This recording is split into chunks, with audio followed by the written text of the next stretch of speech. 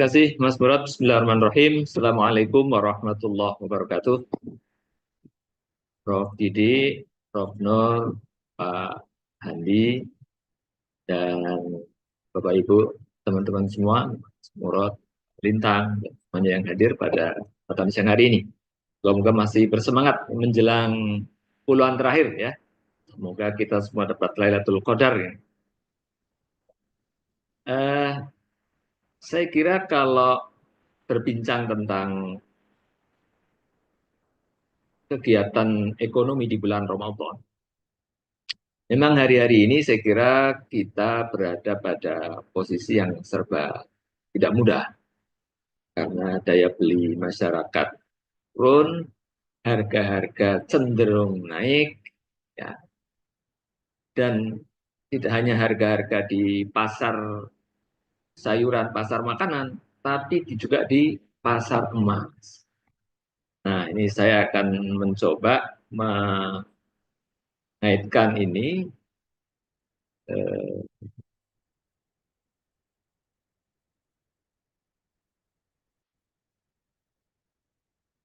oke.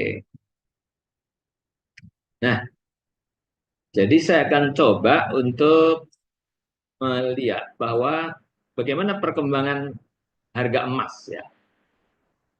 Harga emas ini kalau dari rentang waktu 54 tahun dari tahun 70 itu terlihat sekali bahwa memang harganya naik mendekati 100 kali lipat. Karena dari sejak Bretton Woods sampai ya 44 sampai tahun 71 Nixon melepas kaitan dolar Amerika dengan emas, itu harganya dipatok kurang lebih sekitar pada angka 35 US dollar per troy ounce. Troy ounce itu sekitar 31,1 gram. Bukan on seperti biasa, bukan on timbangan kita ya. Ini troy ounce memang 31,1. Hari ini angkanya sudah mendekati, sudah naik turun pada angka 3.000 US dollar. Kalau nanti 3.500 berarti sudah pas 100 kali lipat. Nah, dari sini sebenarnya kita bisa tahu nih, bagaimana tren kenaikan ya. Ada perang Arab Israel tahun 73, terus ada gejolak tahun 80, terus tahun kemudian juga tahun 2000-an, kemudian tahun 2008, terutama kalau yang di Amerika ya. Ini karena harganya di barat nih. Waktu gejolak kita tahun 98 sampai 2000, ternyata harga emas nggak terlalu landai saja malah turun. Naik tahun 2008 dan COVID puncaknya tahun 2020 sampai 2024. Harga tanggal 19 emas pada hari apa ini berarti? Sekarang 21 hari Rabu.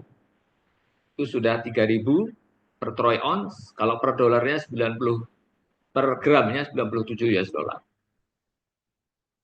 Perubahannya itu sangat signifikan dalam satu tahun, 39,4%. Karena tadi yang data tadi kan sampai Desember 2024, saya mengambil sekarang dari dari bulan Maret 2024 sampai Maret 2025, tanggal 19. Ini jadi kenaikannya satu tahun ini 39. Nah, kenapa memang harga ini naik? Karena memang ternyata kondisi makroekonomi dan makropolitik ya, geopolitik, geostrategi, geoekonomi dunia itu memang sekarang kita tahu ya di Ukraina, di Timur Tengah, invasi Israel ke Gaza yang masih terus jalan, perang Rusia, Ukraina, dan banyak ketegangan di dunia, perang dagang Amerika dengan China, dan bahkan sekarang dengan Eropa dan dengan Kanada, tetangganya sendiri dan sebagainya.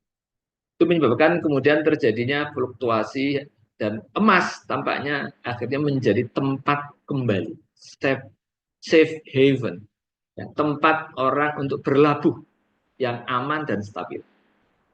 Cuma data cadangan emas di bank sentral tampaknya kita agak sayang, kita tidak segera mengantisipasi karena 7 tahun terakhir Bank Indonesia tidak menambah cadangan emas 78,57 ton 7 tahun. Kita ranking 45. Dan sebagian mengatakan 43 karena tidak memasukkan IMF yang punya cadangan 2.400 ton dan ada Bank Sentral Eropa yang punya cadangan 500 ton. Ya. Jadi Indonesia saya kira masih kalah dengan Singapura, tetangga kita, bahkan sepertiganya kita. Dengan Thailand juga begitu. Turki sudah melesat jauh. Nah ini data terakhir, kemarin waktu uh, peresmian di Pegadaian Bank Emas, itu Indonesia disebutkan sebagai cadangannya 2.600. Kita update ternyata data terbaru dari WGC juga, ini di Statista, itu 3.600. Kita nomor 4, yang pertama adalah Australia, yang kedua adalah Rusia, ketiga Afrika Selatan, dan keempat adalah Indonesia. Cadangannya, ya. Ini yang ada di dalam tanah. Biasanya yang datanya juga dipakai dari US Geographical Center itu. Nah, ternyata tahun 2024 ini itu terdapat pembelian sebanyak 337 ton emas selama setahun. Khusus bulan Desember itu memang Cina yang menjadi Bank Sentral Cina menjadi yang paling besar, yaitu 110 ton. Dan untuk yang pembelian yang penjualan yang terbesar adalah Bank Kazakhstan. Ini namanya banyak butuh duit ini untuk kegiatan ekonominya, sehingga harus menjual 11 ton. Sementara untuk pembelian yang paling besar itu adalah Polandia 90 ton, kemudian Turki itu 75 ton, hampir mendekati cadangan emas kita. Jadi dalam setahun ya, kemarin Turki itu membeli 75 ton, India 70. Ini data emas batangan dan koin di beberapa negara. Nah, di dunia emas ini ada dua penguasa. Jadi kalau di bidang ekonomi secara umum itu ada Bank Dunia dan IMF, International Monetary Fund, yang dua-duanya itu bermarkas di Amerika, Bank Dunia dan IMF. Tapi kalau di dunia emas itu ada dua penguasa, yaitu World Gold Council, WGC, WGC, ya, gampangnya begitu. Dan kemudian ada LBMA, London Bullion Market Association. Nah, kita mulai dari yang WGC dulu. World Gold Council ini adalah sebuah lembaga yang anggotanya adalah dari industri pertambangan emas. Jadi jangan keliru, ini bukan negara, ini swasta murni. Di sini tertulis 19, saya update terakhir sudah angkanya 30. Jadi pada tahun 2025 ini sudah 30 perusahaan yang bergabung di WGC, World Gold Council ini, WGC ya. Ada yang masuk, ada yang keluar. Ini data yang lama, ya. Nggak ada Freeport ternyata ya. Newmont ada, tapi Freeport nggak ada.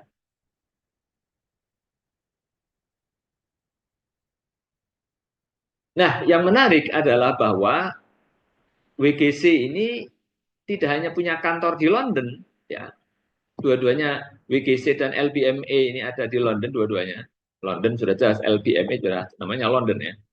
Itu berkantor juga di New York, Singapura, Tokyo, Shanghai, Beijing, dan Mumbai. Ini di Asia mayoritas, dan bahkan ada 2 di China. Ini menunjukkan bahwa serius sekali negara-negara Asia ini, mobil khusus adalah China, untuk mengambil ceruk bank emas atau bisnis emas ini. Dan mereka semua mendirikan badan hukum masing-masing di negara masing-masing, berkantor di negara. Jadi tujuan awal dari WGC adalah untuk promosi penggunaan emas untuk perhiasan, investasi, dan aplikasi industri, serta penyimpanan nilai dan penelitian pengembangan R&D. research and development, dan juga pengumpulan penyebaran informasi. Nah, berikutnya adalah penguasa kedua nih, LBMA, London Bullion Market Association. Dari namanya sudah jelas ini adalah dari para asosiasi bisnis yang menguasai pasar. LBMA itu berkedudukan di London, dari namanya sudah jelas. Dia adalah organisasi perdagangan berbasis anggota yang mewakili pasar emas dan perak yang terbesar di dunia. Jadi mereka beroperasi mungkin sebagai bank investasi, pialang, ya, kemudian juga ETF, ya, kayak reksadana, ya, kemudian juga penyuling atau pemurnian, dan juga bank sentral dan sebagainya. Nah, ini yang menarik. Pendiri dari LBMA ini adalah 6 bank berpengaruh yang bank lama. Mungkin namanya agak tidak familiar, yang agak mungkin kita ingat adalah Rothschild, ya. Rothschild ini bank penguasa di Eropa, dan ternyata tajinya masih sampai sekarang masih ada, dan dia memang sekarang tampaknya lebih banyak bermain di belakang layar. Ini adalah anggota pendiri, ada 6, namanya jarang kita dengar di negara kita. Nah, dari situ sebenarnya ada yang 13 anggota market making, atau sebenarnya penguasa pasar. Ini yang ngatur pasar. Nah, ini namanya kita familiar kan, Citibank, Goldman Sachs, Paribas, BNP, kemudian JP Morgan Chase, Morgan Stanley, Merrill Lynch, Standard Chartered, dan sebagainya, ya. Ini cukup familiar. Ini adalah penguasa dari LBMA, 13 anggota market making. Tapi kemudian ada juga turunannya yang aktif untuk melakukan spot, forward, opsi, ya, penawaran langsung, penawaran yang berjangka, dan seterusnya, yaitu Citibank, Goldman Sachs, JP Morgan, SAB, dan UBS, Union Bank of Switzerland. Nah,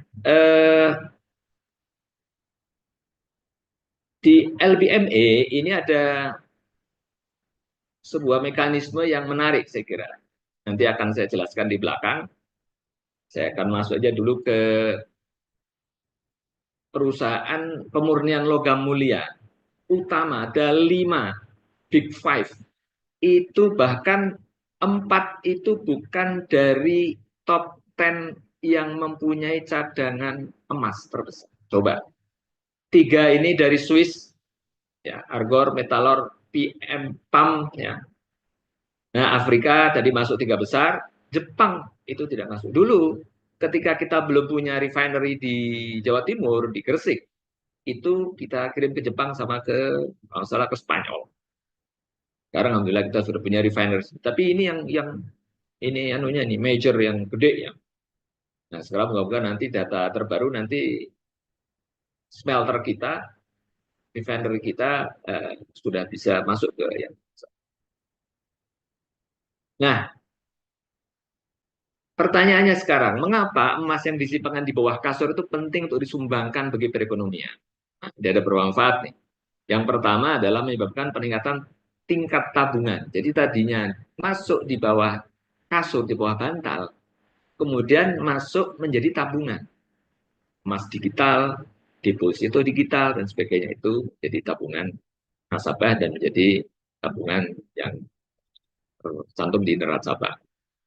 Kemudian juga berkontribusi pada defisit perdagangan luar negeri. Ya, ini bagi pemerintah yang punya kepentingan. Kemudian likuiditas perekonomian karena bisa untuk pembiayaan. Ya, jadi emas yang kita simpan, nah itu nanti akan kita jelaskan, itu nanti bisa dipakai untuk pembiayaan bisnis. Kemudian juga yang tadi sektor yang sebelumnya tidak bekerja untuk perbankan, yang tadinya tidur, ini sekarang masuk ke dunia sistem keuangan perbankan sehingga terkoneksi dengan dunia. Dan kemudian juga tentu saja ini bisa meningkatkan cadangan bank sentral.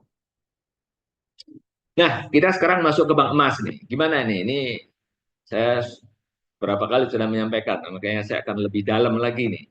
Di talkshow di TV, kemudian podcast di Indef, ya. Nah, bank emas itu dapat diterapkan dalam beberapa aktivitas. ya di pasar logam mulia, yaitu perdagangan, clearing, penyimpanan, distribusi logam fisik, manajemen risiko, menjadi perantara antara pembeli pinjaman dan peminjam logam, logam emas maksudnya ya, pembiayaan dan lindung nilai tambang untuk melindungi risikonya, dan juga pembiayaan fabrikator untuk pengolahan, menyediakan stok konsinyasi ini di level perdagangan, dan kemudian riset. Nah, begitu pula untuk basisnya, ini nah, ekosistemnya ini, itu ada pialang, lembaga keuangan, dana investasi, perusahaan pertambangan, kilang logam mulia, percetakan logam mulia, ini refinery, manufacturing, perakitan, perhiasan, grosir emas, perakit industri, dan juga tentu saja ya ekonomi real, bisnis yang kemudian bisa siapa saja menggunakan bank emas ini untuk pembiayaan sektor industri yang berkembang. Nah, di DPOJK ini ada 5 kegiatan yang bisa dilakukan oleh bank emas. Yang pertama adalah simpanan. Jadi kalau kita punya emas atau kita punya uang, kita datang ke bank emas. Nah, sekarang yang sudah jalani BSI sama Pegadaian, maka kalau kita misalnya menabung 1 gram, maka tercatat di sana adalah 1 gram emas. Nanti harganya berapa tadi? 1,6 atau 1,7 dan seterusnya, itu nanti akan tergantung dari harga pada waktu nanti. Jika nanti di deposito tahun depan, berarti ya kita akan carikan tahun depan harga pada waktu itu. Nah, di sini ada istilah yang tadi dipakai di LBMA, yaitu emas yang tidak teralokasi. Apa maksudnya? Unallocated gold account. Ini memang istilah agak teknis, tapi saya kira penting. Karena begini, jadi kalau kita menyimpan dalam tabungan atau di dalam deposito, maka skema simpanannya adalah nasabah tidak menguasai emas secara fisik. Karena emasnya itu ada di bank. Dan oleh bank kemudian diputar. Kemudian dari pemutaran pembiayaan itulah ada bagi hasil. Nah, itulah kemudian artinya bahwa nasabah punya klaim. Tapi emas fisiknya dikuasai oleh bank. Ini simpanan, konsep simpanan. Ya, jadi ini di POJK juga ada. Jadi emas tidak teralokasi, unallocated itu begitu ya maksudnya ya. Jadi bahkan kalau di LBMI itu ada namanya paper gold ya, atau gold paper. Jadi kertas emas. Nah, ini nanti derivatif itu turunan. Nah, ini memang kita harus menjaga bahwa bank emas di kita itu saya kira seyogianya bentuknya ya sudah anu saja, jangan banyak terlalu diderivasikan. Karena nanti kemudian, nah, nanti akan saya akan ada ceritakan terjadi banyak hal yang mengkhawatirkan juga. Yang kedua adalah pembiayaan emas. Jadi pembiayaan itu adalah dari uang, dari emas yang ada di bank, baik dari bank sendiri atau juga dari nasabah yang menabung dan mendeposito, itu bisa diputar kepada pihak lain untuk kemudian pembiayaan. Dalam konteks ini kalau di Pegadaian itu bisa berbunga, kalau di BSI adalah dengan bagi hasil. Kemudian ada juga perdagangan, ya, itu transaksi yang tidak ditujukan untuk kegiatan pembiayaan atau penitipan. Jadi kita bisa membeli, tapi juga nanti untuk disimpan. Jadi itu perdagangan yang dikerjakan oleh apa Pegadaian maupun oleh BSI. Berikutnya penitipan. Nah, ini yang disebut dengan allocated. Jadi penitipan adalah penitipan emas milik masyarakat tercatat dalam gram yang akan kita tabung atau kita depositokan di lembaga keuangan itu, dan kemudian eh, lembaga yang dititipi itu mendapatkan eh, biaya, ada jasa. Nah, jasa penitipan. Nah, disitulah kemudian memang inilah yang disebut dengan bahwa yang allocated ini nasabah menguasai fisik emas. Bank tidak boleh menyentuh karena itu disimpan. Jadi dititipkan saja. Defaulting namanya tempat penyimpanan. Jadi kalaupun terjadi ada permasalahan ketika misalnya bank itu mengalami problem keuangan, maka yang ada di dalam bank yang disimpan, yang tadi yang allocated ini tidak boleh disentuh oleh bank. Itu milik nasabah karena tercatat sebagai milik. Tapi yang disimpan, yang deposito dan tabungan ya seperti kita tabung di deposito ya, tabungan itu masuk sistem bank. Nah inilah yang kemudian nanti saya mengusulkan agar bank emas itu masuk ke dalam penjaminan lembaga penjamin simpanan. Karena kan setiap bank kan ada risiko sistemik juga. Nah, kegiatan lainnya yang nanti akan diatur ada spot, ya, pengiriman langsung, forward, pengiriman mendatang, dan seterusnya. Nah, ini yang saya katakan. Jadi, bahwa godaan emas yang berkilau itu ternyata juga terjadi di Amerika. JP Morgan Chase, bank terbesar di Amerika. Itu tahun 2000 harus membayar 920 juta US dollar, kursnya kira-kira 14 triliun, karena bank itu dianggap telah melakukan fraud, melakukan manipulasi pasar selama kurang lebih 8 tahun. Jadi JP Morgan dituduh melakukan spoofing, penipuan dan manipulasi pasar. Spoofing itu adalah dalam keuangan adalah strategi ilegal di mana trader menempatkan pesanan dengan niat untuk manipulasi harga pasar, tetapi dengan niat untuk membatalkannya sebelum pesanan. Jadi dicatat pencatatan pesanan, tapi kemudian tidak dieksekusi, sehingga menyebabkan harganya itu terdistorsi. Nah ini bayangkan bank terbesar di Amerika saja kemudian kena skandal ini. Jadi memang harus luar biasa pengawasannya untuk Indonesia, bank emas, dan makanya saya setuju untuk di Indonesia itu adalah semuanya emas fisik. Jadi meskipun tercatat sebagai emas digital, tetapi di banknya tercatat ada emasnya. Jadi kalau mau diambil, tabungan ada. Jangan sampai mau diambil, nggak ada barangnya. Nah ini pertanyaan yang sangat penting. Bank emas untuk siapa?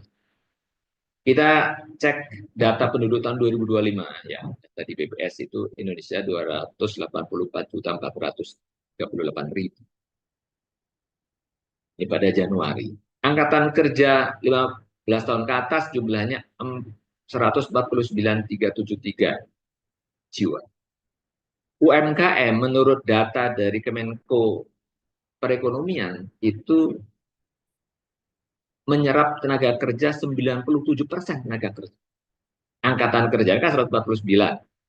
Jadi UMKM itu angkatan kerjanya 144,89 juta. Nah ini harusnya menjadi perhatian ya, bahwa sekarang kita lihat seberapa besar pembiayaan untuk UMKM. Pembiayaan pada Bank Umum Syariah dan unit usaha syariah per Desember 2024 itu rasio pembiayaan UMKM itu hanya 16,64%. Bagaimana untuk bank umum, seluruh bank umum nih ya, termasuk bank umum syariah juga. Jadi bank umum konvensional dan syariah. Itu total kreditnya itu untuk rasio kredit UMKM itu 19,2%. Padahal tenaga kerjanya 97%. Ya. Kemudian kontribusi terhadap PDB-nya 60%. Jumlah usahanya 64 juta. Maka saya mengusulkan mestinya pembiayaan dan kredit pada bank emas itu minimum 5%. Mas, 50%. 50%, separuh. Itu minimum untuk UMKM. Nah, memang bank emas ya perlu melakukan pembinaan, pelatihan, pendampingan. Setahu saya kalau yang di Pegadaian kan memang hampir kebanyakan kan ultra mikro, mikro dan usaha kecil. Yang di BSI ini ya, yang sekarang dan nanti bank-bank lain juga tentu akan mendapatkan izin. Ini saya kira harus misalnya di Mandiri, setahu saya ada wirausaha mandiri. Kalau di mana BSI Wira Muda BSI kalau nggak salah ya. Mesti bank-bank melakukan itu. Jadi pembinaan, pelatihan, pendampingan pada aspek tata kelola, pemasaran, manajemen bisnis, digitalisasi, agar UMKM bisa naik kelas dan kemudian meningkatkan pemerataan kesejahteraan masyarakat secara umum, secara luas. Nah, nah, begitu pula pada POJK.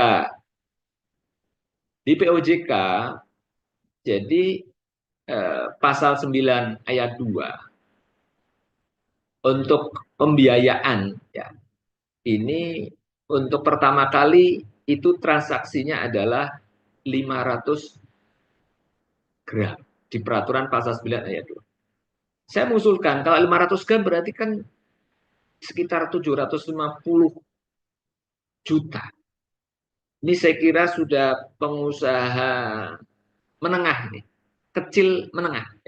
Yang mikro dan mikro dan kecil agak susah ini. Itu pun mikro-mikro yang atas nih. Jadi saya mengusulkan, saya kira untuk pembiayaan emas itu mesti paling sedikit diturunkan menjadi cukup 50 gram saja. Sekitar sekarang paling sekitar 75 juta. Ya, biar yang sangat kecil di Pegadaian, yang kecil itu di ultramikro di Pegadaian, terus kemudian yang mikro dan kecil di BSI dan seterusnya. Mendampingi KUR dan KUR syariah. Begitulah pada perdagangan, karena di peraturan pasal 12 ayat 3 itu juga 50 gram. Saya usulkan itu cukup 10 gram saja. Jadi kalau orang mau membeli emas di BSI untuk ditabung atau deposito, ya cukup. Bahkan sebenarnya di peraturannya kan eh, tertulis 50 gram ya, 500 gram. Tapi yang saya tahu di BSI bisa mencicil, nah kemudian ada cicilan emas. Nah, ini saya kira makanya sebenarnya sebaiknya diturunkan saja untuk gramasinya.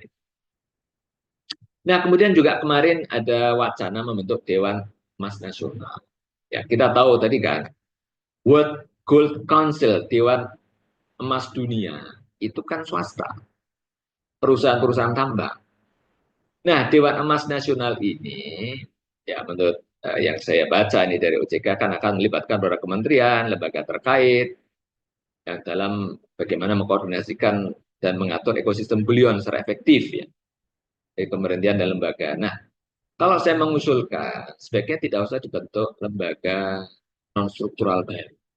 Dulu waktu saya di Komisi 2 DPR RI itu kita sibuk bersama Menpan itu bagaimana itu mengatur karena waktu itu diidentifikasi hampir mendekati 140, 150 lembaga non struktural. Karena ada di undang-undang, di Perpres, di PP, banyak sekali. Bahkan ada kementerian yang, nah saya usulkan, saya kira tidak usah bentuk lembaga non struktural, ya, karena itu berarti tidak sinkron dengan semangat efisiensi yang digalakkan pemerintah saat ini kan. Jadi mestinya menjadi lembaga ad hoc saja. Ya kalau di KKSK kan sebenarnya kan ad hoc meskipun itu ada koordinasi, tapi kan kemudian menjadi efisien. Atau bahkan tidak perlu lembaga baru. Lembaga yang ya konsultasi seperti selama ini kan asosiasi pengusaha untuk usaha bullion itu bersatu, kemudian nanti ada forum dengan pemerintah, Kementerian BI, OJK, LPS dan sebagainya. Ya, itu saya kira ya. Jadi agar tidak usah membentuk lembaga. Kemudian simpanan tadi saya tegaskan bahwa mestinya bank emas disimpan dan dijamin oleh lembaga penjamin simpanan. Karena ada risiko juga, risiko perbankan. Terutama tadi yang apa? Yang dalam bentuk simpanan. Karena yang penitipan kan itu tidak bisa diotak-atik oleh perbankan. Tapi yang simpanan itu kan bisa diputar karena ada bagi hasilnya, dapat tabungan dan deposito. Nah, ini yang terakhir adalah biaya penyelenggaraan ibadah haji. Kita tahu bahwa calon jamaah haji Indonesia itu sekarang antri 13 sampai 40 tahun. Tuh, nggak kebayang. Nah, ternyata ada sahabat saya menghitung, Pak Siswadi. Jadi, kalau haji tahun 90, ya waktu itu biayanya 5.420. Itu ternyata setara dengan emas waktu itu 262 gram emas. Harga emas waktu itu 20.000. 2019 penyelenggaraan haji itu adalah 35,3 juta setara dengan 47 gram emas, emasnya 750 gram. 2025 ini tahun ini hajinya 89,4 juta 410. Itu setara dengan emas 56. Jadi turun kalau melihat dari emas tahun 90, meskipun kalau dari tahun 2019 naik. Tapi di sini menggambarkan betapa kalau nanti antriannya lama, itu nanti kalau yang ditabung itu dalam bentuk uang, meskipun sekarang diinvestasikan dan sebagainya, tapi saya kira sebaiknya itu ditabung dalam bentuk tabung emas.